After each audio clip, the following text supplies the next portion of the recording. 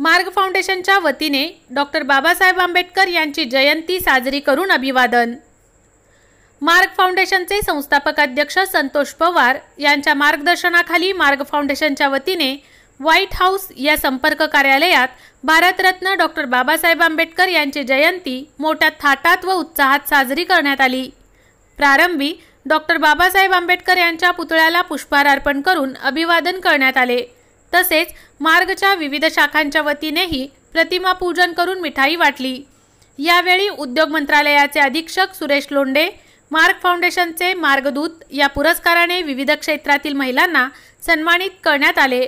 यात उषा कसबे व्यवसाय, वैशाली देशपांडे समाजसेवा, अश्विनी सुपाते समता दूत समाज कल्याण, कविता भालेराव समाजसेवा, अमृता धायगुडे आशा वर्कर सेवा, शेहनाज मुजावर आशा वर्कर सेवा आदींना सन्मानित करण्यात आले।